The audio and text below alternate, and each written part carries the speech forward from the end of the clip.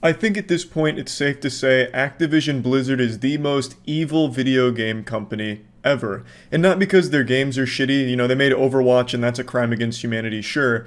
But a couple months ago, it was revealed of the horrifying workplace culture and the absolutely revolting things that happened there, including rapes, sexual assaults, and a suicide, which was directly attributed to the employees sharing nudes of that individual around the office.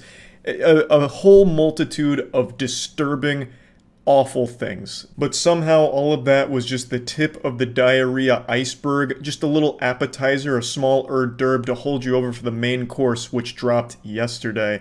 Yesterday, a huge piece was published revealing even more shocking information, and it even puts the crosshairs right on the tiny micro penis of Bobby Kotick, Activision CEO. It alleges that Big Bobby Kotick not only knew about all the awful shit going on at Activision, but also played a role in it, and did his best to keep it under wraps and away from the board of directors. Now I know what you're thinking, Charlie, there's no fucking way this is true. Not Saint Bobby Kotick, he wouldn't do something like this. That man is an angel, a gift from God to gamers. And I understand where you're coming from, because when these allegations first came to light a few months ago, Bobby Kotick delivered one of the most powerful speeches America's ever heard, up there with the greats like JFK's "We choose to go to the moon" speech. There's an article today that paints an inaccurate and misleading view of our company, of me personally, and my leadership. Anyone who doubts my conviction to be the most welcoming and inclusive workplace doesn't really appreciate how important this is to me. God damn, he's charming. Such a beautiful way with words. The way he's able to just expertly dismiss everything as being wrong and misleading or out of context. Oh, expertly done. Truly immaculate stuff. Not the best apology video ever. I mean, I think it would have been better if he just went on camera and showed his asshole, just goatsied himself. It would have been just about as effective as this speech he gave here. It's pathetic. And how anyone ever believed for even a second that Bobby Kotick didn't know what was going on at the company is beyond me. You have to be delusional to think that his hands were ever clean in this situation, but now there's mountains and mountains of evidence that link him to these allegations. Just to give you a small taste of one that I just learned about, in 2006 he threatened to have his assistant killed. Like, goddamn, Bobby Kotick has truly become like a raid boss in a Blizzard game. He is going full fucking supervillain mode here. Now, before I really dive into all the evil shit that was recently revealed here, there is one group of people that I'd like to extend a sincere I'm sorry to, just a real heartfelt apology to, and that's to all the Blizzard fans out there, the fanboys that are huffing dangerous amounts of copium. My heart breaks for you. It's been a rough year to be a Blizzard fan. Ever since I made my video talking about the Activision Blizzard situation, I've been attacked on my Twitch streams about it from people that are doing their best to minimize the situation and justify certain things. It's tough to be not only a fan of Blizzard, but then also act as their PR and fight their battles online just because you like World of Warcraft. It's just people that are fans of their property that are just fighting tooth and nail to try and explain why women needed to be sexually harassed at the company in order for World of Warcraft to be good. It's just, I know it's rough. You put a lot of countless hours into defending them for no fucking reason. And I just want to say it's going to be really hard this time around with this new one. Now, I finished reading the article, but it's locked behind a paywall, and I'm not brave enough to take screenshots of it for a YouTube video. So instead, I'm just going to show you screenshots from someone else's YouTube video who also makes a really good breakdown of it all. So I'm going to show you that for the important bits that I'd like to talk about. So right away within the first paragraph, you already can see how heavy this gets. A lawyer for a former employee at Sledgehammer Games, which is an Activision-owned studio, alleged in an email that her client had been raped in 2016 and 2017 by her male supervisor after she had been pressured to consume too much alcohol in the office and at work events. Now, previously on Dragon Ball Z, with the first document that came out with all of the allegations, it painted Activision Blizzard's workplace environment like a fucking dirty frat house. They were apparently always partying and drinking at the office. It made it sound like they were doing keg stands and boofing Bud Light in the bathtub, fucking butt-chugging competitions. They even had something called, the Epstein Room. It was fucked up. So, apparently alcohol was just so big at the Activision workplace. Now, to continue and summarize, the female employee reported these incidents to Sledgehammer's HR department, but nothing happened, and then eventually threatened a lawsuit against the company. Within months of receiving that email, Activision reached an out-of-court settlement with the woman, who had also reported one of the incidents to the police. Mr. Kotick didn't inform the company's board of directors about the alleged rapes or the settlement, at least according to people with knowledge of the board. An absolutely gross situation here, made even more despicable by the fact that no matter what she did, she couldn't get help from the company.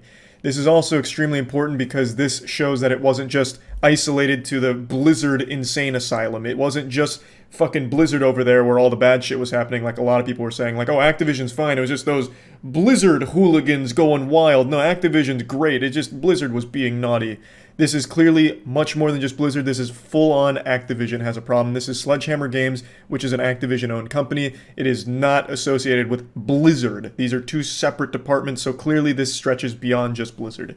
And this woman couldn't get any help, and the only thing that she did get was an out-of-court settlement, and Bobby Kotick doing his best to pretend it never happened and keep it away from his board of directors. Truly disgusting. It goes on to say that there are documents, memos, emails, regulatory requests, and interviews which show that he knew about the allegations of employee misconduct in many parts of the company and didn't inform the board of directors about everything he knew. He just kept all of it under wraps the best he could in order to try and prevent it from becoming a more public-facing issue. It then says Mr. Kotick has been subpoenaed in the Securities and Exchange Commission investigation. They're looking into what he knew about the alleged incidents and what he told other employees, the board of directors, and investors. Bobby's big brain strategy to handle all of this was basically just closing his eyes and pretending it wasn't happening, even though he was fully aware of everything going on. Even when an employee took her own life due to coworkers sharing her nudes, nothing changed at the company. It continued to be this disgusting, toxic fucking cesspool of dog shit. Since the California lawsuit, Activision has received more than 500 reports from current and former employees alleging harassment, sexual assault, bullying, and pay disparities and other issues. This is also not surprising at all, and I imagine that number is only going to continue to grow. Towards the bottom of the page, there's another thing I'd like to mention here. In August, Activision named a longtime employee, Jennifer O'Neill, to be Blizzard's co-head. And then she shortly after resigned, stating it was clear that the company would never prioritize our people the right way. She also mentioned that she was also sexually harassed earlier in her career at Activision, and even recalled a party in 2007 with none other than the boogeyman Bobby Kotick there, where there were scantily clad women dancing on stripper poles and a DJ that was encouraging women to drink more so men could have a better time. It really does seem like any woman who walked through the Activision Blizzard doors wasn't leaving until she was sexually harassed or assaulted. It's like they weren't walking into work. They were walking into like an incel fan club. It's fucking crazy. All of these stories all have so much in common with each other, so it seems super normalized at Activision Blizzard. And again, they have done nothing over the years to fix it, except Bobby Kotick doing his best to sweep it under the rug. Now, there is a massive employee walkout happening right now at Activision Blizzard that is demanding that Bobby Kotick resign. Now, you'd think the board of directors would also be pissed at Bobby Kotick, considering he withheld crucial information from them, swept extremely important company problems under the rug, and didn't share any of this information with the board of directors. You'd think they'd be fucking fuming, literally pissing in their britches, ready to fucking blast him in the ass.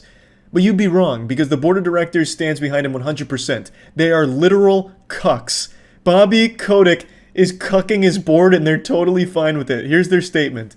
The Activision Blizzard board remains committed to the goal of making Activision Blizzard the most welcoming and inclusive company in the industry. It is without a doubt the most welcoming company to sexual predators in the industry, so I guess they did succeed in this mission here. Under Bobby Kotick's leadership, the company is already implementing industry-leading changes, including a zero-tolerance harassment policy, a dedication to achieving significant increase to the percentage of women and non-binary people in our workforce, and significant internal and external investments to accelerate opportunities for diverse talent. I love how they really parade around this new zero-tolerance policy they've implemented as if it's some kind of innovative new idea and revolutionary, never been done before.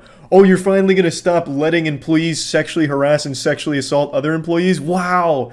20 years later, oh my god, you guys are fucking heroes. Whoa, you're really breaking new ground. It's never been done before. You're not going to allow them to sexually assault each other? Oh my god, how, are you sure? They then go on to state that they're hiring more women and more non-binary people in their workforce in order to improve the amount of diverse talent that they have. But what does that have to do with anything here? Like, why does this seem like a good thing to them? Like, after all of these women have come forward about how awful they were treated at the company, this honestly just sounds like more of a threat. Like, hey, Activision Blizzard is hiring more women. Come on, ladies, so we can grope you. We need some fresh meat to sexually harass over here at Activision Blizzard. Hiring more women. Don't forget, ladies, come on in. Like, this makes no sense. Like, there's no one that's going to read this after all of these things came out about all of these women who have been sexually assaulted at that company and, like, start pumping their fists like, oh, good, this company's hiring. I can't wait to apply. And I love this last sentence here, a nice little cherry on top of the poopy cake. The board remains confident that Bobby Kotick appropriately addressed workplace issues brought to his attention when it was revealed over a lot of multiple sources that he withheld all of the information from this very board that is now sucking his small cock. Oh my god, that just feels amazing to read. They're actual cucks. The goals we have set for ourselves are both critical and ambitious. The board remains confident in Bobby Kotick's leadership, commitment, and ability to achieve these goals. Oh yes, Bobby Senpai, lead us to more money, please! As you can see, the board of directors here at Activision Blizzard's pretty fucking stupid. Like, they're pretty dumb. And let's just go ahead and take a peek at their stock market prices. Let's see how they're doing today. You know, it's been about 24 hours. I mean, I wonder if they even took a real hit from this. Ooh, that's stinky. Wow, look at that. On November 16th, you can really see that drop. Man, look at that. That's that Bobby Kotick leadership coming into play right there. Oh, goodness me. Surely it won't keep dropping, right? Like, oh my, that wouldn't make any sense. I mean, they're 100 and something employees are already walking out. I mean, that's all spelling like nothing but success for Activision Blizzard. And the way they're handling this situation is remarkable. They're doing everything right. Yeah, it feels good to look at that chart there. Hopefully it'll be even lower tomorrow and continues to plummet until Bobby Kotick resigns. He is a genuine problem and a horrible, horrible leader. That company has experienced so much terrible shit that was brushed under the rug for way, way, way too long.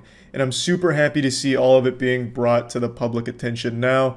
Like I said, it's the easiest boycott in the world not to buy Blizzard games because they don't make anything good at all.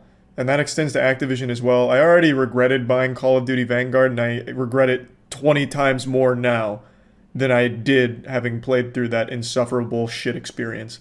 It's awful. And I don't know how people can continue to defend this company. I understand if you like their games, you don't want to recognize how awful the people behind the games are, but Jesus Christ, at least stop trying to defend it and make excuses for them.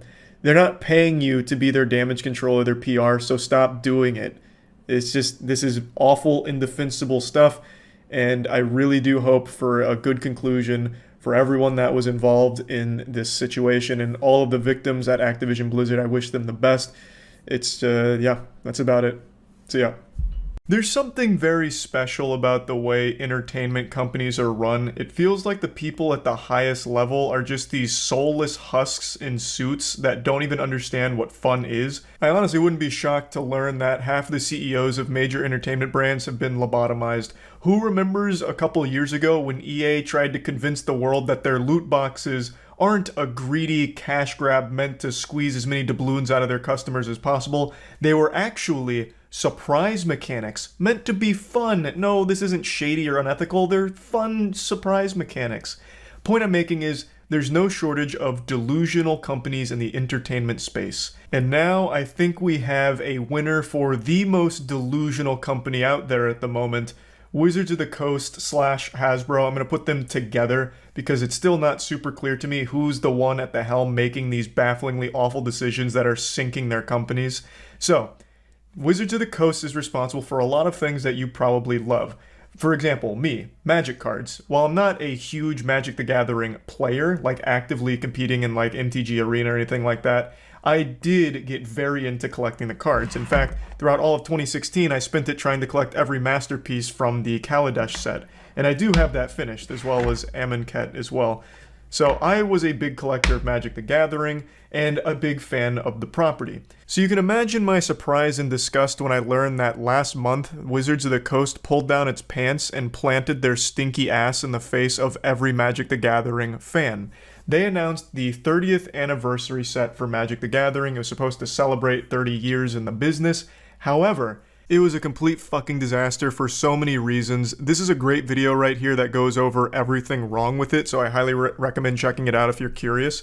But I'll break it down for you in a nutshell.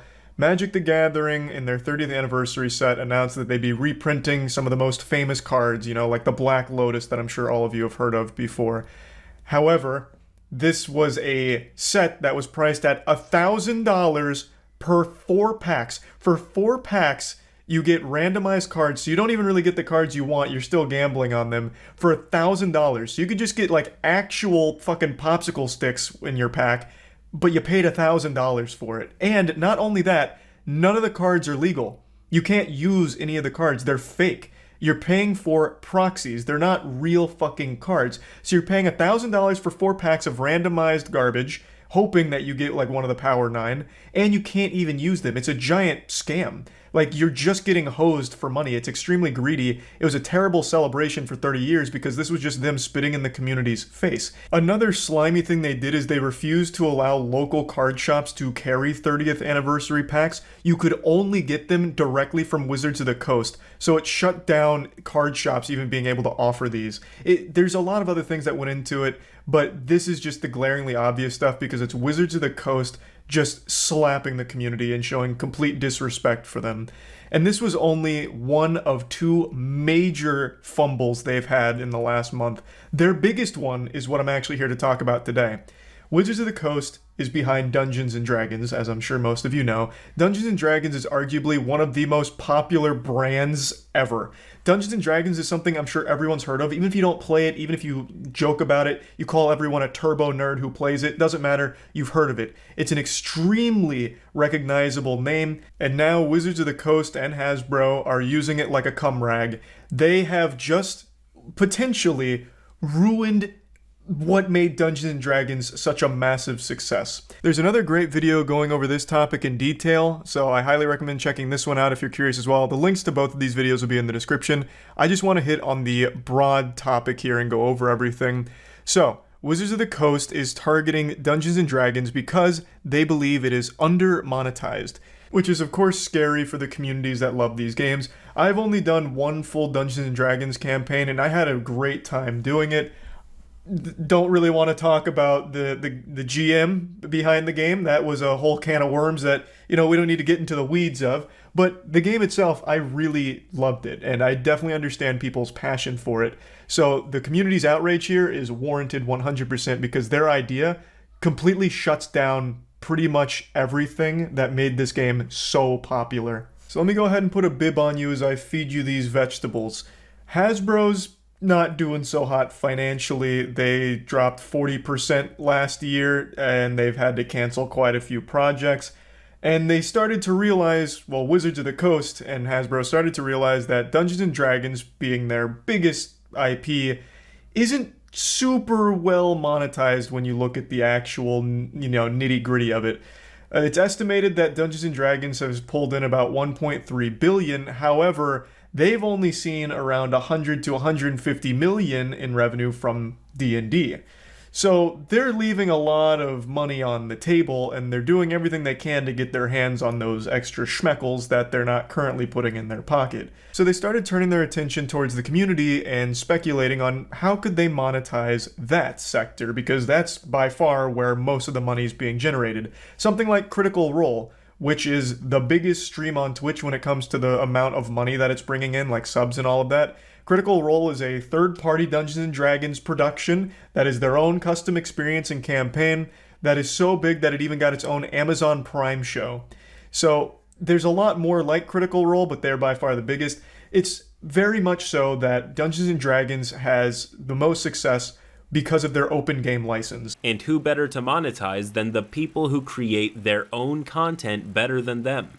This takes us to the open game license. For those who don't know, any Dungeons & Dragons content that is created by anyone other than Wizards can only do so because of the open game license, a document that effectively allows people to create and profit off of their own original Dungeons & Dragons content.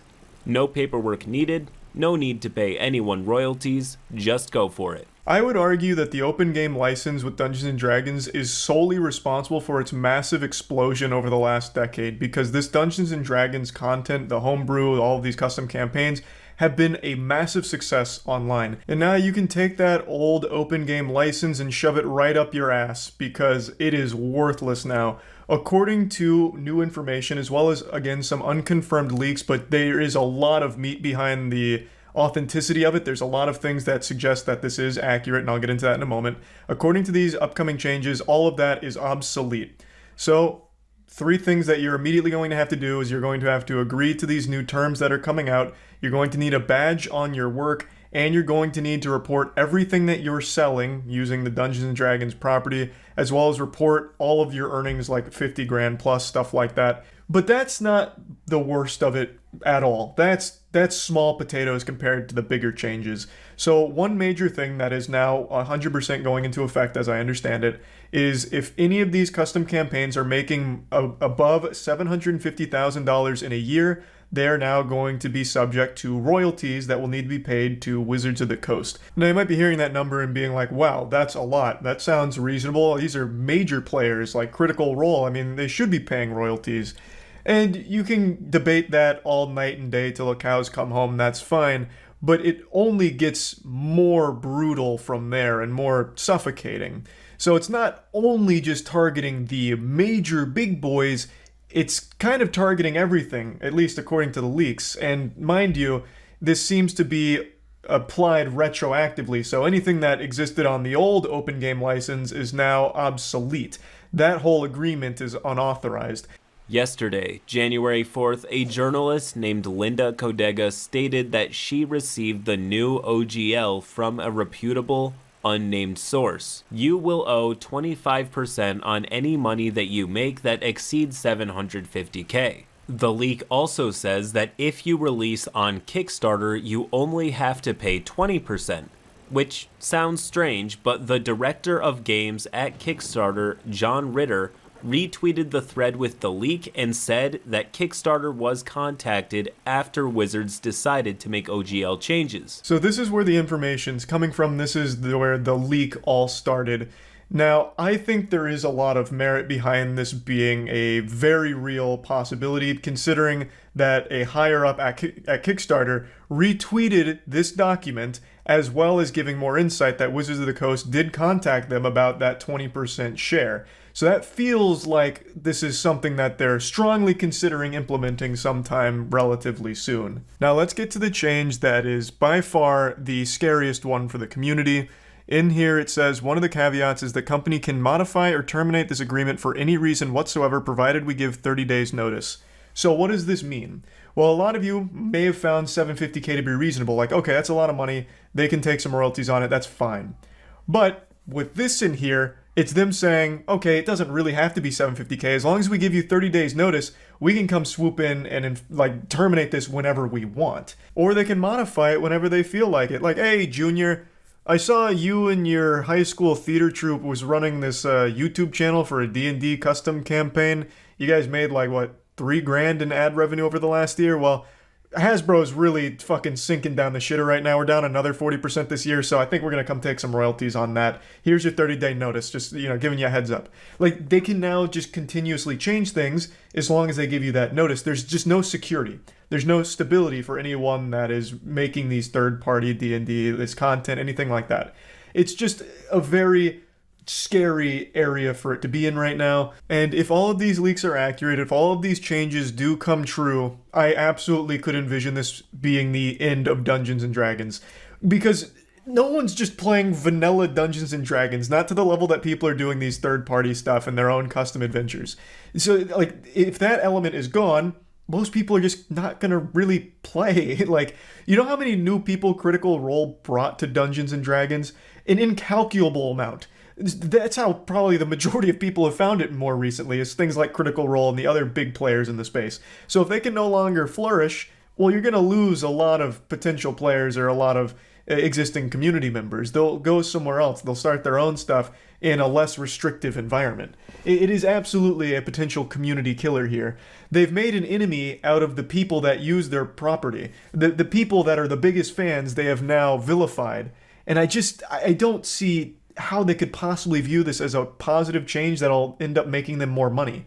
That 100 to 150 mil that they're making right now, should all this go through, I think gets slapped in half. Like, I don't see them making money on it. Of course, I could be very wrong. I'm not the most savvy businessman in the world, but this is, like, if you're gonna kill the community, who the fuck's gonna be buying shit from D&D if there's no longer a flourishing community to support it? So it's just a nonsensical, greedy change. And if you want more information on it, again, this video goes into more detail about all of it. And there's a lot of content and topics talking about all of it because it's such a big deal. So yeah, again, none of it's fully confirmed, but there is a lot to suggest that this could be right around the corner. And I wanted to talk about it because I think this is probably the most delusional company move I've seen since Tumblr banned porn. I don't know what they're thinking here. The greed is getting the best of their brains, and they're making rash, terrible choices. So yeah, I wanted to talk about it a little bit, and that's about it. So yeah. Whenever I see a massive company start to show signs of failure and going down the path of collapse, I'm often reminded of the late, great Blockbuster, God rest its soul, the pioneer who really did it first, a company deemed too big to fail, snatching defeat from the jaws of victory. And since then, there's been a couple other companies that have gone down a similar path, and right now there is a new one pulling a Blockbuster, Niji-Sanji. Whether or not you're a huge VTuber fan, you're at least familiar with the industry. VTubing is huge, and it has been for years now. It's worth hundreds of millions of dollars, if not billions. And in this space, there are two agencies that stand atop the others as kind of the titans of the space. It's HoloLive and Niji-Sanji. Now, Niji-Sanji has an English branch that right now is going through one of the most foul displays of mismanagement, cruelty, and just downright terrible business practice I've seen in quite some time. It's a real head scratcher because every single day they continue to dig themselves a deeper and deeper hole. It's like this company is run by a Voltorb that is obsessed with using the move self-destruct. It is just bent on burying itself. So I definitely wanted to talk about it now that I'm fully caught up on the situation. There is so much to go over. There's a really good video that breaks down like the main timeline here for what happened. It comes from Mugen. I'll go ahead and play the main catalyst for this, and then I'm going to actually turn to a series of Reddit comments that were left that I think go over the entire history of the Niji-Sanji problems that have come to light, and then fast forward to what just happened last night, where an even bigger controversy just unfolded. So there really is a lot to cover, and all of it's looking terrible for Niji-Sanji, the English branch, that is. Now, when I first was made aware of this on stream a little while ago, I said that I'm not even surprised by it because a lot of these VTuber agencies have a history of some very terrible things going on behind the scenes. Many of you know I started my own agency for YouTubers and streamers a while back called Human Media Group. We recently merged with Jimmy Here's group and became Mana Talent Group. And over the years, I've actually seen a couple of these VTuber contracts that they were formerly under. And it is downright evil what some of them were doing to the talent that they manage. I obviously can't get into the specifics of it, but it is some horrible stuff, that some really bad stories and bad things that we saw from that. But even being familiar with some of the horror stories that we'd learned over the years from some agencies, I was shocked to see just how bad Niji-Sanji was here. So I want to focus more on the most recent stuff that just happened, but I still would like to give you a foundation for what started all of it. So for that, I'll turn to this clip from Mugen's video that breaks down this whole situation and just give you the catalyst. This was the assassination of Archduke Franz Ferdinand, fundamentally, that kicked off this world war against Niji-Sanji, all of which they brought upon themselves by being just complete, unreasonable, evil assholes. It all started on Christmas Day, a day you're meant to enjoy with family. It couldn't have gone worse. The trigger for this entire catastrophe? A music video. Selin had worked on a music video for her fans. She paid $15,000 out of her own pocket because Niji Sanji wouldn't fund it. And on top of not funding it, what did they do? They take down the video in under 24 hours. No explanation to the public.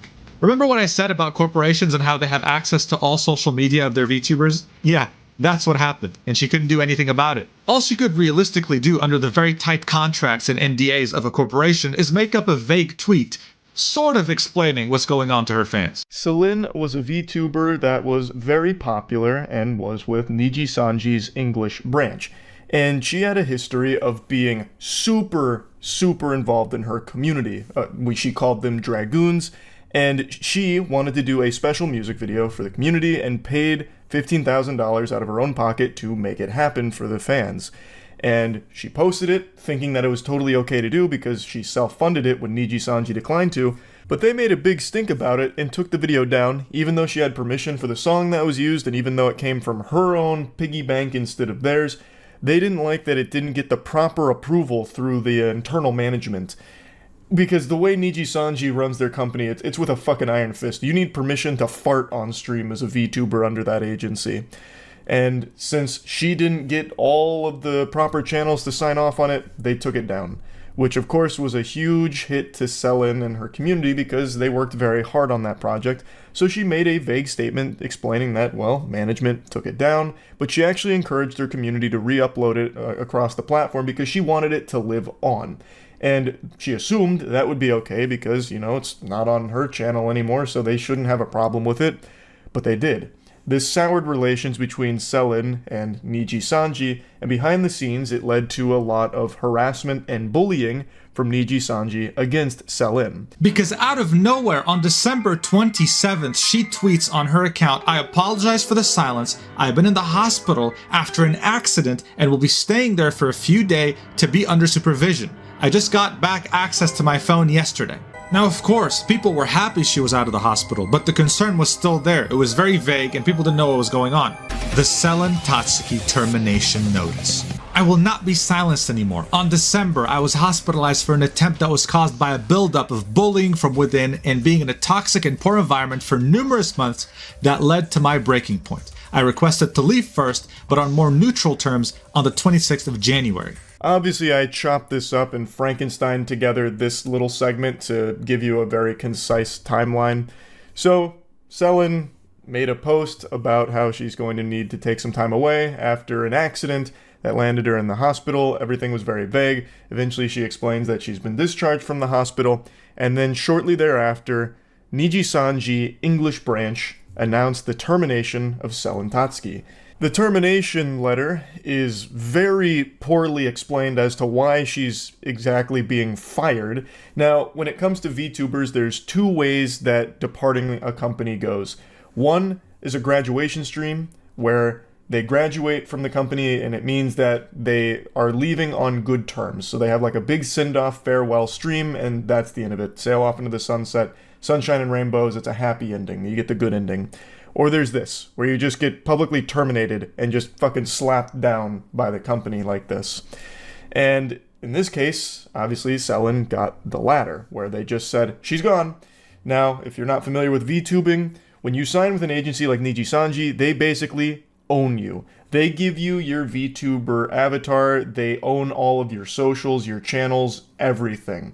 You are unable to operate with any type of autonomy. You are under their thumb, and they basically own all of it. So she lost access to everything here, and she actually didn't even know she was being terminated. She found out when this tweet dropped. They didn't even notify her. And the tweet, again, is very poorly explaining things. They talk about Selin like it's a fucking IKEA furniture tutorial on how to put it together. It's just like talking about a bunch of nonsense about authorization flows not making sense and whatever. And then they cite like the music video and how when she made the tweet that management took it down, it damaged their brand and caused problems for them, this and that. It was just fucking stupid, a bunch of dirty barnacles. And then Selin went to her original account, her original brand of Doki Bird, to explain what actually happened. is that due to the harassment and bullying and the toxic environment Niji Sanji created, she made an attempt on her own life and landed in the hospital. Luckily, she survived and is still with us today, but she no longer would be silenced by this company and bullied into being silent, so she started to explain what happened behind the scenes that led to all of this stress and all of these problems. She lawyered up and is engaged in now a legal battle with Niji Sanji, presumably, that is being worked on. And that is where all of this really started. That's when the floodgates opened. And with all of this information out there now, people were able to go back to some previous Niji Sanji talent with a finer tooth comb and see that the signs of a sinking ship had been there for quite a while. Signs of a company that mistreats its employees, signs of a company that is mismanaged and just downright diabolical behind closed doors. And I want to go over that because we have a lore master in the comments section of a live stream fails clip that I think does an extraordinary job of just laying all of this information out. So our guide is Weebshitter69. A great name for a great philosopher. So Weebshitter starts by explaining what Niji Sanji is and how big Niji Sanji is, and then takes us back to the past. March 10th, 2023, one of Niji Sanji's newer talents, Zion Lanza, was terminated, which again is being fired, publicly, and then put out this bullet point list of the infractions that they accrued. And at the time, people sided with Niji Sanji, but then stated that the way they handled it was a little unprofessional, especially coming from a multi-million-dollar company, and just overall not great. But since Zion no longer had access to their accounts, she returned to her original account that she had before joining, which was Sayu Synchronicity. Now, if you've followed this story for a while, you've probably seen this meme tossed around about Sayu was right, or Sayu tried to warn us, and this is what they're referring to. On that account, she revealed more information about her own experiences inside the company, hinting at a toxic environment, incompetent management and bullying, stealth suspensions, etc., and she further stated that she hopes other talent realize their own worth and that they deserve better. Some people sided with Sayu, but most didn't at the time. Then in May of 2023, Selin Tatsuki hosts a contest letting her fans design her next outfit. Niji Sanji management tried to put a stop to the very act of compensating the artists for their designs, while also trying to assert that artists who enter the contest should hand over the rights to the artwork for free. Selin refuses this notion and pays the winners out of her own pocket instead. She, a while after that, hinted that management no longer allowed her to organize events anymore, which sounds about par for the course for a company like Niji Sanji, where July 8th of 2023, Nina Kosaka graduated, meaning they left on good terms, had a farewell stream, but then comes back later with VShojo, which is another VTuber agency, as Matara Khan. That information will be pertinent later. August 27th of 2023, Mista Rias also graduates, saying that he was burnt out and no longer had any drive, and reappeared shortly after as K9 Kudo as the first male VTuber in VShojo. Again, information that'll be important here soon. Once they settled in, statements from both of them saying how surprised they were that management in VShojo were actually helping them achieve their creative aspirations started to come out, and how they finally feel like they have worth after being repeatedly told by some that they did not, strongly echoing Sayu's previous statements, even revealing that they did not receive the YouTube plaques on their own channels during their time in Niji Sanji, but rather that the company kept them. So, Niji Sanji kept the plaques from the YouTube channels, meaning the 100,000 subscriber play button or the gold play button for 1 million. The talent didn't even see that, which is just such a scummy thing to do, obviously. Now, while Sayu was a relatively new member of Niji Sanji at the time, Nina and Mista were considered cornerstone, thus the tides started to slowly turn. And then they jump a bit forward in the timeline, and that's when they fast forward to the Selin Christmas catastrophe with the music video that got taken down by management. And then in January, with the departure of Pomu Rainpuff, more people started to wonder how bad things were at Niji Sanji. Pomu Rainpuff was one of their biggest VTubers and shocked everyone when they announced their graduation in January. And it was even more shocking when people didn't hear from Selin since they were friends. So that's when people started to worry about her safety. And then in February, another liver named Kyo Kaneko announced the graduation, which again brought the community into an uproar, wondering Why is there so many people departing all at once here? Is there like a waiting list, like this fucking purgatory or something with people waiting to go to the other side? And then on February 5th, Niji Sanji released that termination notice. And that's when Doki Bird talked about what actually happened with her hospitalization following her unalive attempt that was built up from the stress that Niji Sanji put upon her. And a lot of information started to come out, both from artists and other people who had previously worked with them, claiming that working with Niji Sanji was never very good. There was delay in payments, NDAs being sent multiple times with the wrong name, just so many different things. But Celine had always paid the artist out of her own pocket during this period of turmoil while trying to work with Niji Sanji. And following all of this new information coming to light, the public was understandably outraged, because this is just some deplorable garbage. The dam broke and they were flooded with tons and tons of angry fans. The tornado blew through and picked up 500 septic tanks, and the shitstorm that came with it was something that Niji Sanji couldn't have possibly predicted. So Niji Sanji's stakeholders started to suffer. They lost several sponsorships because of all of this. Apparently their stock price, like their valuation or whatever, started to plummet as well. It was a huge hit to their company, and it only continues to get worse by the day.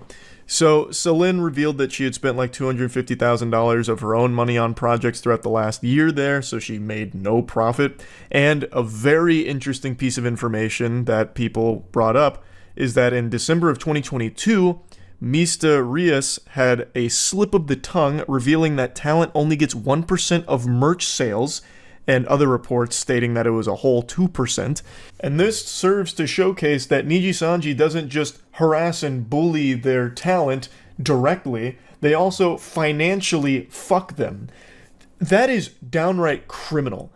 Only giving 1 or 2%, if they're feeling gracious enough, of merch sales to the talent is mind-boggling. And I saw a couple people defending this, and let me just go ahead and take you in real quick, because it looks like you blew in from Stupidville. That is unacceptable. Yes, the VTubers here don't actually own their avatar or anything. That does belong to Niji Sanji, and they signed the contract and agreed to that.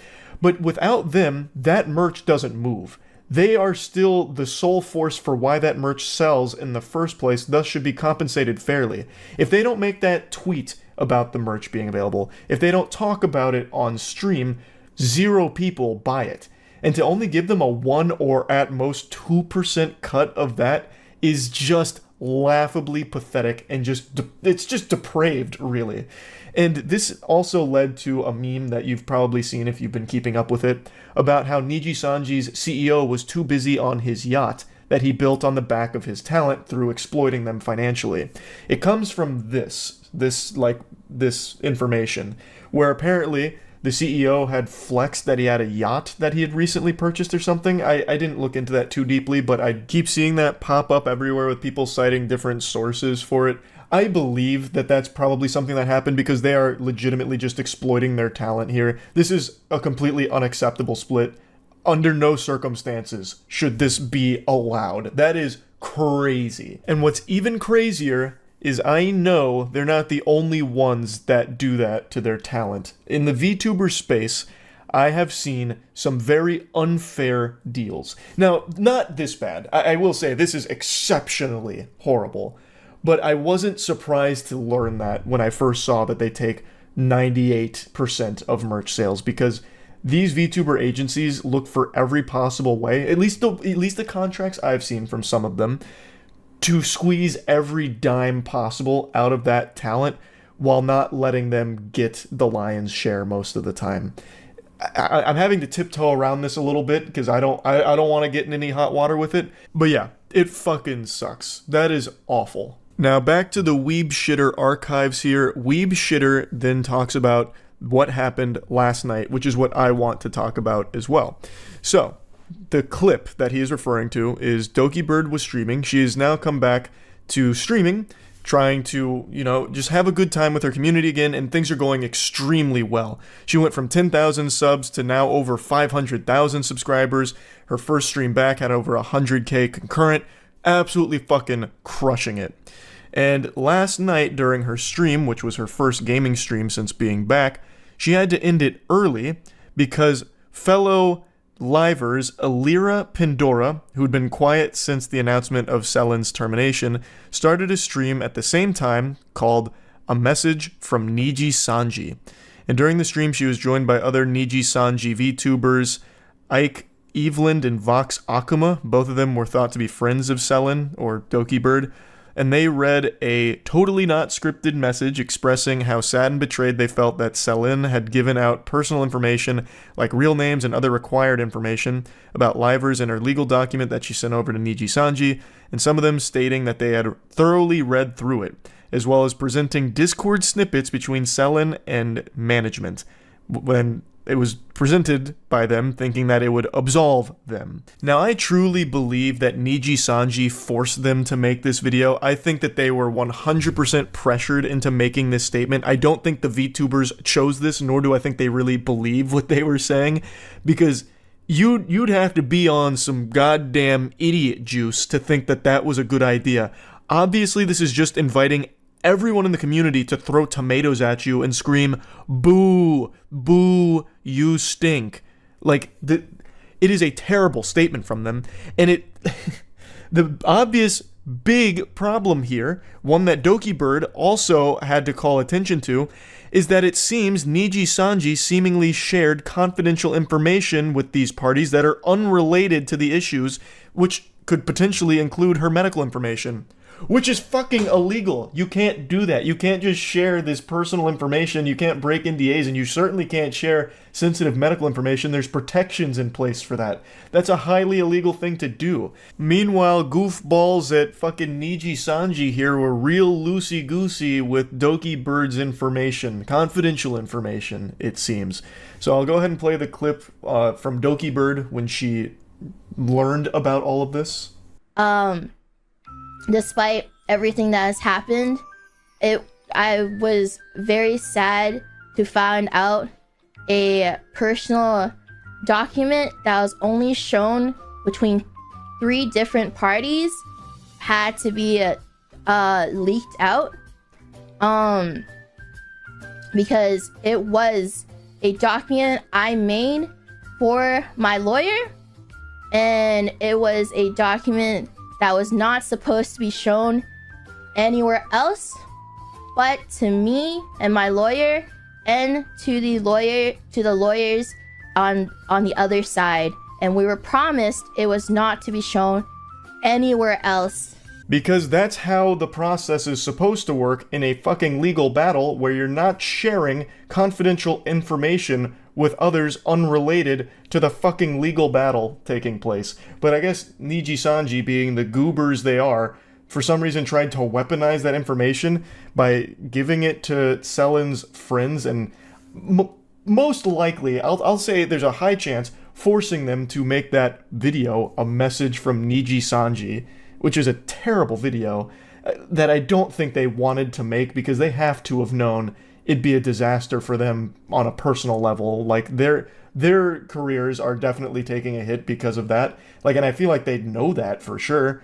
But I feel like Niji Sanji was trying to strong-arm them into doing it, because from the sound of things, it looks like anyone that signs with Niji Sanji is basically just their fucking hostage for the entire time you're with the agency. Doki Bird went on Twitter to once again say that it was never supposed to be shown to anyone other than me, the lawyer, and any other relevant lawyers. It was a private document with personal information, and then expressed concern, wondering if her medical and hospital records were also released without her consent, since that was also promised to be kept private.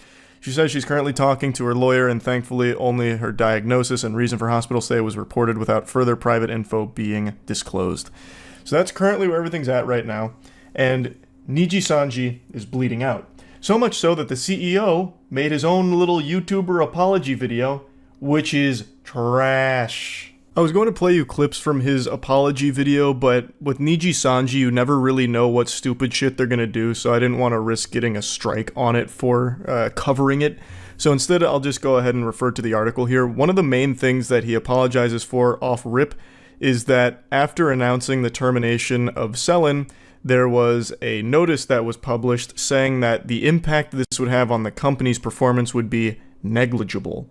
And he says that this was a misunderstanding and they used inconsiderate word choice for it, and recognizes that Celine was integral to the growth of Nijisanji English branch. And really the whole thing more just seems like a statement to investors, like on a business side of things, as opposed to like a legitimate apology for anything that happened. To me, it comes across as super corpo, soulless suit speak, like, yeah, we terminated Celine, whatever, that's well, who cares? What really matters is the investors not losing faith. So we'll make this video to try and regain that investor faith so we can keep raking in those big bucks. He promises like very vague things about change is coming, we need better systems in place that we're working towards this and that, but none of it really comes across as sincere, especially considering that if you really wanted to make a good faith, like strong stance like we need to change, start with monetarily. It's now come out that your talent gets fucked financially when it comes to their split on like merch sales and things like that. If you really want to make a good faith, like convincing, compelling argument that you're going to change, start there. I would like to see that because you can easily showcase that one. It's going to be hard to convey to the public that you're changing things behind the scenes because, again, that's behind the scenes. It's always going to be something that the public's never going to be fully privy to. But your merch split with your talent, that is public. If you allow your VTubers to talk about it, they can say, hey, look, we just got raised up a ton of percentage when it comes to our merch split, and we really appreciate that. It's a sign of goodwill, you know, and maybe things will get better in the future elsewhere too. But personally, I don't see them making any meaningful changes to company culture or the way things happen behind the doors or anything monetarily. I just don't see them really doing a whole lot to improve. And I think the community feels largely the same way, which is why Nijisanji continues to fester here. Now, while they haven't fully gone under or anything of that nature, they are definitely trending in a downward death spiral at the moment, where it seems more graduations are on the way, most likely, or perhaps even terminations to more talent, and the public is not super excited about the future of Nijisanji English branch. Now, the English branch of Nijisanji is just one component of it. Its biggest is still the Japanese sector. But I have to imagine if the English branch flounders and fails, it's going to be bad for Nijisanji as a whole, because it still was a sizable chunk of their company, and that's going to affect that side of things too.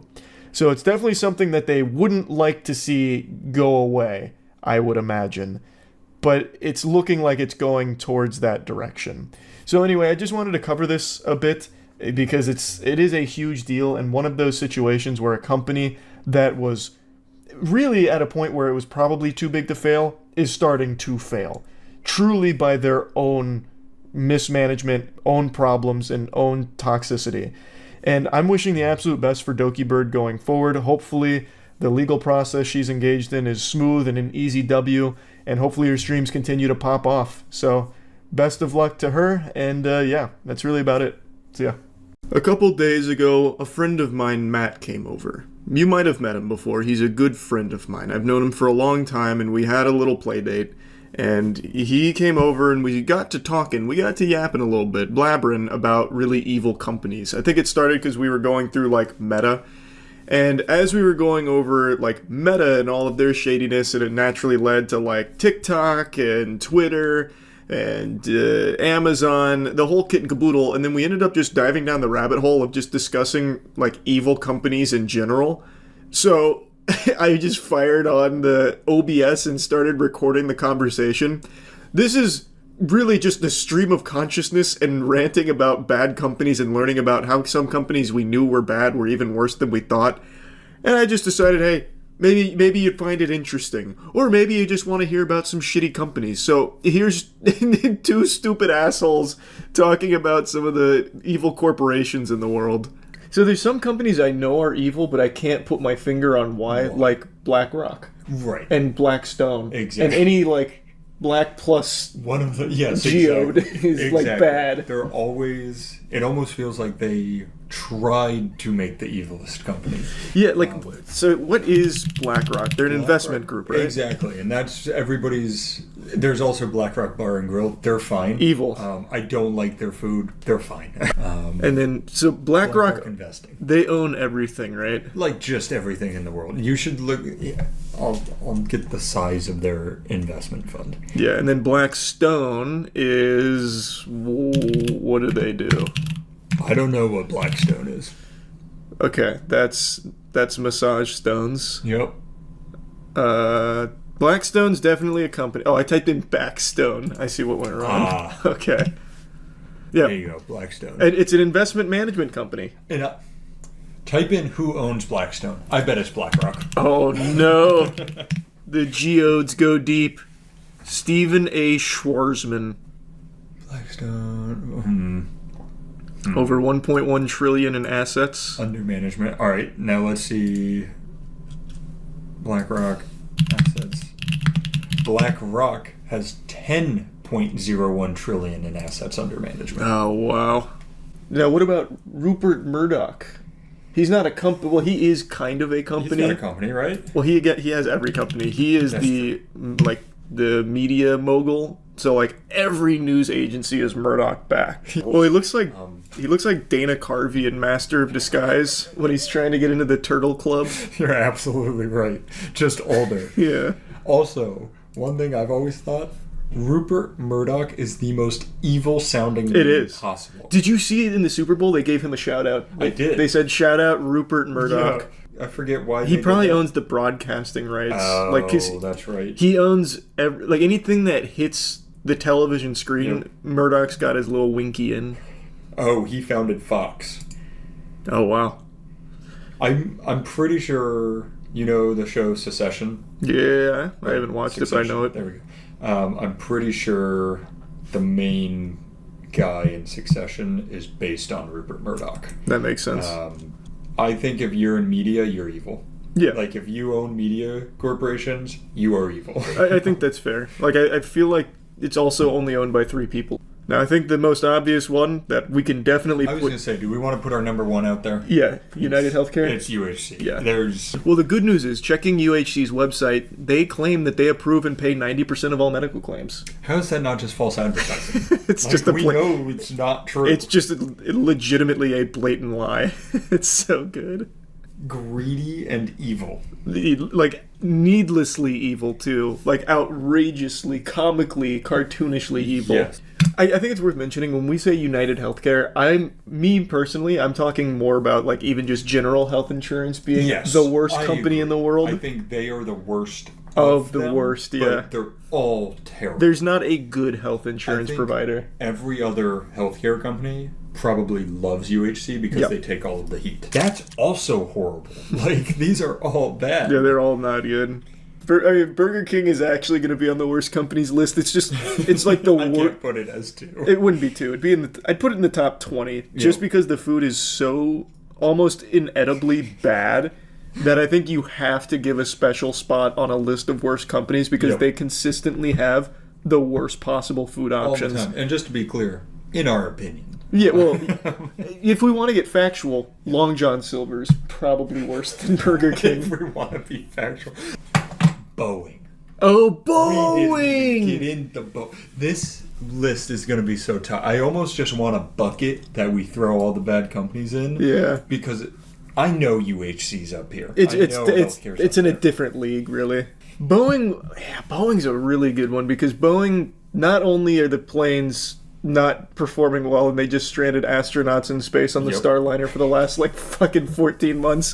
What was supposed to be an 8-day mission has turned into 300 days stranded on the ISS. Just insane. But where do you put them? Because no one's died as a result of the Boeing corruption yet, aside from the whistleblowers that they're fucking piling corpses up. But didn't people die in the plane crashes? Yeah, but that wasn't Boeing's fault. The Max crashes, that was entirely Boeing's fault. Right. I just mean recently. Oh, I see what you're saying. But yeah, I mean Boeing does have tons of blood on its hands. I was just talking about these recent plane crashes aren't. Those aren't them. It's not. I agree. And we're nothing if not intellectual and can separate, our feelings. Yeah. But I know you've watched the same things back when, like, what happened to Boeing, where they were the golden standard. If it ain't Boeing, I ain't going. Exactly. And it was true. And it was when engineers ran the whole company. They sold it. Suits took over for the engineers. Yep. Of course, the first thing they should cut to save money is quality testing and quality assurance. Yep, and they have so many protocols that they just don't follow anymore. And it all just went to shit. But no, you are right. The most recent ones aren't really... Not Boeing's fault per se. Yeah. But the MAX crashes, Those were them. that was entirely Boeing. Yeah. They've got to be up there with like the worst companies. I don't know where we'd put it, like in the top I don't 5. either. This is another interesting one. I feel like we're getting all the data out there, and then we'll arrange the puzzle. Monsanto. What's that? Which they are the pesticide company. Yeah, they're agrochemical, agricultural, biotech. Yes, and I've always heard... What needs to be said except how are they not the number one worst company? Formed at the start of the last century, they are still going strong even after producing PCBs and dioxin and greatly affecting war veterans and Vietnamese children. They had to radically transform to survive towards the end of the century. You start to see that justice must be a joke. I mean, that doesn't say what it is. Apparently, they manufactured Agent Orange. Oh! Holy! Yeah. Roundup. Did you see it? I didn't see it. Oh, yeah. Because Roundup, you know how like people will be like, coffee causes cancer. Like, here's a few, but it's very... It's loose. It's, right. yeah. Loose. Roundup is one of the products I found where they're like, this is cancer. Like, they've created cancer in a can, is what I've essentially read. Okay. Yeah, I've never even heard of it. This also says... Oh, yeah, there we go. It's got glyphosate in it. What I was reading was that Monsanto knew it caused cancer and also falsified reports to hide it. They're a corporation known to falsify reports in order to obtain approval for whatever they are currently manufacturing. They did this with Agent Orange and PCBs, so it can evidently be surmised that they probably did this with the GMO reports they submitted to the FDA. I don't know this company very well. They seem bad. Yeah. They seem like jerks. They do. Agent Orange? Yep. Not a fan. Not great. I Not my favorite. Didn't like it.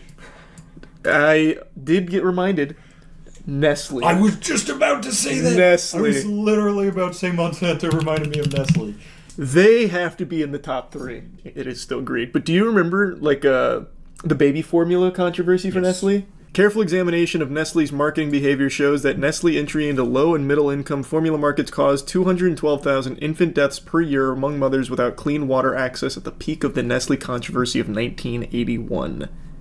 Well, Nestle also had their infamous statement, "Water is not a human right." Nestle was accused of providing free or low-cost supplies of infant formula in hospitals and maternity centers, often dispensed by milk nurses, which were salesmen dressed in nurse uniforms, to encourage new mothers to use infant formula. Formula use among newborns increased the risk that mothers release prolactin-inhibiting hormones, which signal milk production to shut down, creating a future dependence on breast milk substitutes. By the 60s, Nestle already viewed marketing of formula in hospitals as a strategic approach to encouraging adoption of infant formula, as seen in an excerpt from its 1969 annual report. So Shein's on here. I don't know enough about Shein, but... Oh, the clothing company? Temu. Oh. Temu's gotta make the list. Just reminded me, though. Comcast, the fucking internet companies. Yeah, Nothing's ISPs. good. FTX is crazy because... Clearly, it's a horrible company, but it's like it's almost laughably bad. In a way. Like I guess not for all of the people who lost all of their money in it. Oh, easy one, Ticketmaster. That's another really easy one. Yeah, it is. And this is what I'm meaning by buckets, because top bucket you've got UHC, Monsanto, Nestle, the people who are killing, Like people actively and don't killing care. people. Yeah.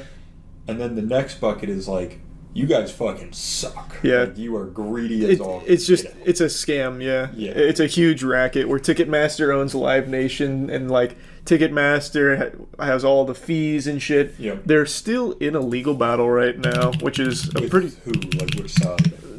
god. Like they're in just like a huge legal battle. They had a really cool statement that I'm struggling to remember. They said something to the effect of, "We're saving you money," in the end or something. Let me look it up. Ticketmaster argued that competition would cost fans more money in their antitrust lawsuit. Oh. Yeah, because that's how that works. Yeah, usually when there's competition, I mean, Yeah. the consumers are the ones that are hurt. They compete to drive price up Yeah, faster. exactly. That's economics 101. With Ticketmaster having monopoly, now they have complete control to look out for your best You interests. know how low they can make those prices if they wanted to? Yeah, and they are. Yeah, they're doing it. Purdue Pharmaceuticals. They are the ones behind the Oxy crisis. How so? They were the ones who pushed Oxy on all doctors, said it wasn't dangerous at all, lied about everything. Last month, Attorney General Ken Paxton secured $7.4 billion settlement with Purdue Pharma and Sackler family for the role in the opioid epidemic. That's wild. They clearly knew, and the fact that nobody's gone to jail is disgusting. Yeah, I looked up the Sacklers' awful last name, by the way. You know who played him in one of the Netflix shows? Huh? Matthew Broderick. Oh, God. He was on our Worst Celebrities list. He makes a comeback. For those that don't know why we dislike Matthew Broderick and why he made the bad celebrities tier list, he killed a woman from drunk driving. Well, it was a woman and her daughter, if I remember right. The 1987 car crash, she crossed the wrong lane, collided head-on with another car. The driver, Anna Gallagher, and her mother, Margaret Doherty, were killed instantly. He got charged $100 for the careless driving practices. Because then you've got Amazon who's like, you can't pee. Yeah. So there's all these different categories of bad, essentially.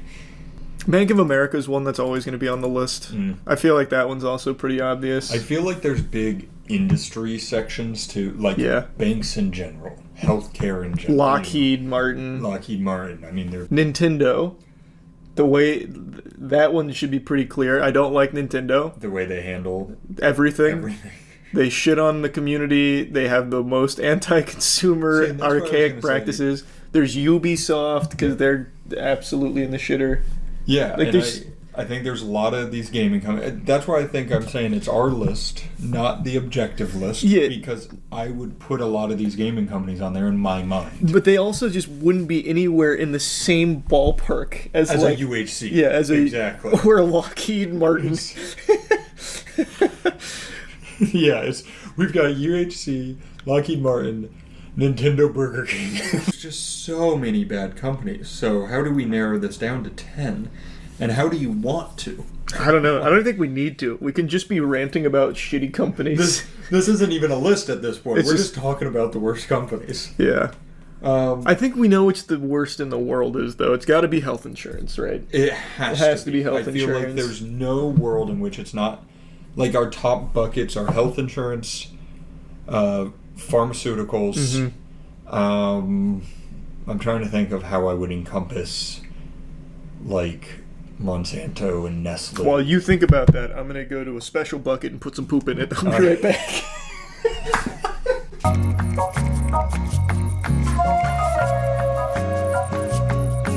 What'd you find? So I was reading about this company, Cargill. Oh, yeah. Cargill? It's pronounced Cargill. Oh, it's French. They're the second largest privately owned company in the U.S. From what I read, they're bad. Yep. But doesn't seem like, I don't think they complete. My whole thing was like people died from Salmonella, E. coli, all this stuff. Let me show you one thing though. But it's not like they created Agent Orange, which I think precludes them from that. Read this. I said this sounds like fucking Hydra. We are the flour in your bread, the wheat in your noodles, the salt on your fries, the corn in your tortillas, the chocolate in your dessert, the sweetener in your soft drink. We are the oil in your salad dressing and the beef, pork, or chicken you eat for dinner. We are the cotton in your clothing, the backing on your carpet, and the fertilizer in your field. It feels like a threat. It feels like what Chucky Finster's mom wrote him before she died. That's such a different way to look at it. Wait, do you remember her note? No. I'm the wind against your hair, Oh, no. the flower in your garden. So I think Cargill, I don't know enough. I'm not saying they're not bad. I'm just saying I don't know enough to put them on my list. Yeah, I've never even heard of Cargill, Me but either. it says they're destroying the planet, so it looks like big deforestation. Gotcha. All right, not good. So not good. You know what? Just because this stuff says it, we'll put them on there. Put them at the bottom. Cargill's there. They're there. They made it. So would you say above all else is healthcare? Yep, I think that's my number one by a landslide. for sure. I think so as well.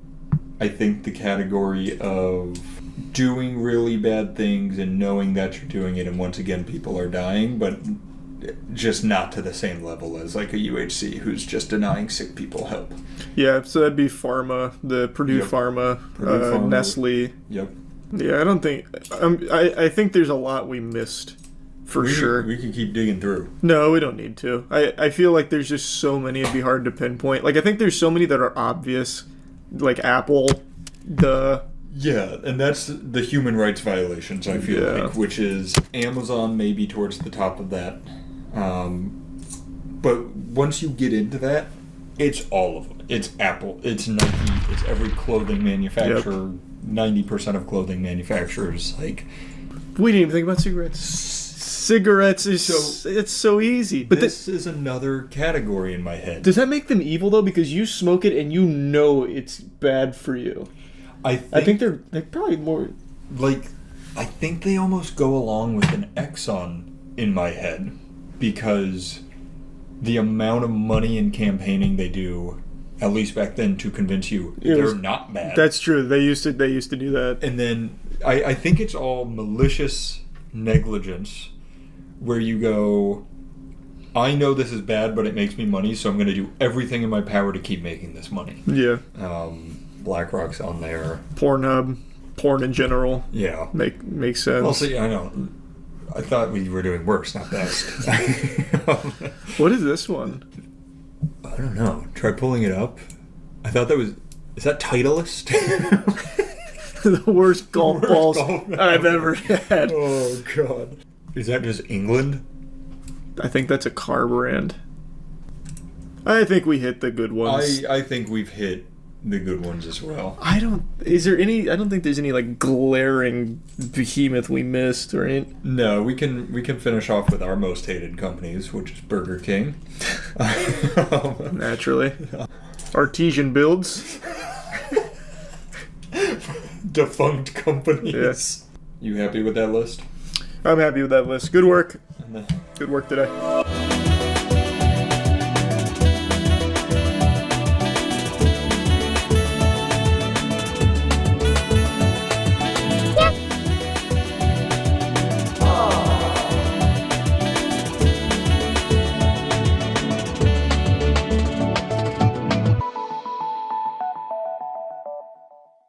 There's a topic I cover from time to time that always seems to ruffle some feathers and get people squirming in their chairs in anger, because I have less than kind things to say about some of the biggest players in the industry.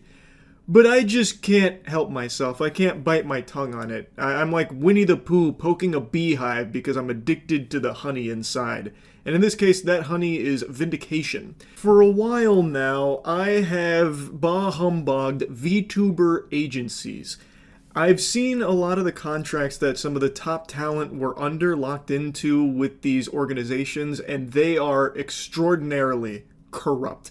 I think the agencies in this space are exploitative, and they treat their talent more like prisoners. It is unbelievable, the depths of greed that these agencies in the VTuber space have succumbed to. But before I dive deeper into the spaghetti and the meatballs on my disdain for VTuber agencies in the industry, I would like to give you the catalyst for why I'm talking about it again today. It's because Ironmouse just made a really sad video about why she's leaving VShojo. VShojo being another huge player in the VTuber space. They are a massive agency that's represented some of the top talent. Unfortunately, I recently found out that for the past couple of months, I have been misled by VShojo. With the information that I currently have, I believe that I am owed a significant amount of funds, which I have not been paid. And most importantly, the thing that hurts me the most is that the Immune Deficiency Foundation, which is the most important charity to me, and also the reason why I'm here today, is owed over $500,000 from VShojo. For those that don't know who Ironmouse is, she is one of the biggest streamers on Twitch in terms of subscribers. She even broke the all-time subscriber record, and she has a primary immunodeficiency disease. She has CVID. So she does a lot of charitable work for this organization, and apparently she's just discovered that VShojo hasn't fully paid what they owed her personally, and they haven't paid the money that they owe to the charitable foundation that she was fundraising for, something that she does often, but VShojo is required in this process because they handle her money in certain cases, which is not uncommon in the space. Like, I'm going to get deeper into like a lot of things with VTuber agencies that I've tiptoed around quite a bit in the past, but I don't want to like fully go into the weeds of it here. But let me just go ahead and explain where that number's coming from, the $500,000 owed to charity that VShojo still hasn't paid. They promptly sent the payment, and the subathon was a huge success. So I decided to do it again the next year. My last subathon was one of the biggest events I've ever done. The support was overwhelming, and I ended up getting over 300,000 subscribers and breaking the all-time sub record. But this also meant that we had raised $515,000 for the Immune Deficiency Foundation. I once again asked VShojo to make the donation on my behalf, but unfortunately, still a year later, VShojo has not paid the charity. So in a nutshell, Ironmouse ran a subathon. It was extremely successful and raised a ton of money, hundreds of thousands of dollars for the Immune Deficiency Foundation. And VShojo did pay it out the first time around, but when she came back for the second time the following year, it was even bigger, it broke records, and it raised over $500,000 that were supposed to go to the Immune Deficiency Foundation that has still not been paid out to the charitable organization to this day, according to Ironmouse. Now, I've seen a little bit of confusion, people wondering why would VShojo even be handling that money in the first place? Why wouldn't it just come directly from Ironmouse since it's her Twitch? Well, that's where you get into the really stinky territory where, in a lot of cases, these agencies, they handle the finances of the talent. Like, they put their grubby paws on it before the talent does. So it's not uncommon in the space for the agreement between talent and agency to have the agency directly handle like their Twitch subs and their Twitch revenue and their Twitch ads, that kind of thing. And in the full video, Ironmouse goes deeper into this, so I highly encourage you to check out the full thing for the entire scoop. But in her case specifically, that was actually kind of appealing to her because then she would be able to stay even more private because she really values her anonymity. So having VShojo involved in that process was actually kind of a big deal to her. And for previous fundraising through Tiltify, it wasn't a problem, but when it came to the subathon money, since it was going through Twitch subs and everything, it meant VShojo was going to be involved in this process, and the first time it was fine, it apparently went off without issue, but this time, when the money was even higher, well, some kind of screws must have went loose over there at the VShojo headquarters. I guess that shit just fucking burst into flames or something, and they just haven't got around to it. They're still putting out some fires, and they'll get to it any day now. VShojo would be responsible for donating that money on her behalf, an obligation that they still haven't fulfilled all this time later, according to Ironmouse. It's diabolical, withholding over $500,000 to charity, and also withholding money that Ironmouse is allegedly owed as well. And what's even crazier is how unsurprised I am by it. Now, full disclosure, I didn't know too much about VShojo's inner workings. That was one of the few agencies I wasn't super privy to on like the behind the scenes of. but I'd always heard good things, but I always had skepticism because of how the industry functions at the agency level from the other ones I know. And this kind of dirty, scummy, greedy business is just so standard for these agencies in the space. It is sickening. Now, VShojo is going through big turbulence right now. They're losing some of their top talent. Like even before Iron Mouse's video, about a month ago, they made a post about how Giga was going to be departing VShojo. And then just 48 hours later, they announced Zin would also be leaving VShojo, one of their original members. So there's definitely been some, curious Georges out there wondering what's going on at VShojo that's got everyone leaving. What's this exodus from VShojo all about? Fun fact, Giga is actually with us at Cheeky now. We're not like a VTuber agency. That's not what I'm trying to get across. Our soap. She really likes our soap, Cheeky soap. So she's partnered with us at Cheeky, and she is an absolute sweetheart. That's what I was trying to get across. The point is, some like really good people have been leaving VShojo, and now Iron Mouse have dropped this video about some very alleged scummy practices here at the VShojo corporate level, and I don't know how VShojo recovers from it going forward. They haven't made a statement yet. It's still a little too fresh as of me making this video. I'm very curious what they're going to say about it. If I had to spitball, I would imagine that their next play will be donating that money to the charitable foundation. I imagine they donate the $515K to the Immune Deficiency Foundation or whatever the exact number was. I bet they'll do that to desperately try and save face. I don't think the community will respond well to it because it's very clear that they're just doing it now because of the public pressure that's being exerted on them. I don't know how they move forward with a good reputation. I don't think all of their talent's going to leave overnight. I imagine a lot of those in fact, I'm confident a lot of those contracts lock them down for quite a while with like some non-disparagement clauses in there and everything. Like I bet there is a lot of things at play where the talent won't be able to leave even if they really want to. And I can only hope that the community here doesn't start attacking the VShojo talent for staying, because I imagine in a lot of cases they don't have a choice. Now, that's kind of the situation in a nutshell, but I want to dive deeper into agencies as a whole. I've kind of teased it a little bit throughout the video. And I know people like to talk about VTubing as a whole, like it's some kind of niche that's not mainstream.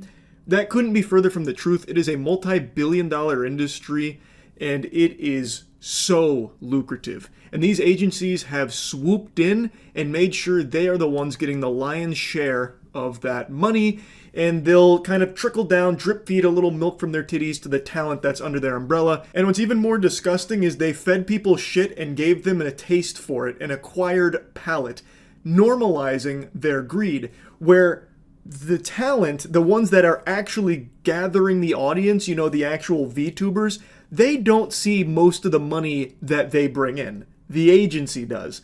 That includes merch. That includes their Twitch subs. That includes YouTube revenue. Pretty much any piece of the pie that has dollars, doubloons in it, the agency is the one that's got their fingers in it, and the VTuber gets pieces of it, tiddlywinks. And I think it is so ass backwards. It has always rubbed me the wrong way. So I've always talked very negatively about VTuber agencies, much to the chagrin of the VTuber audience.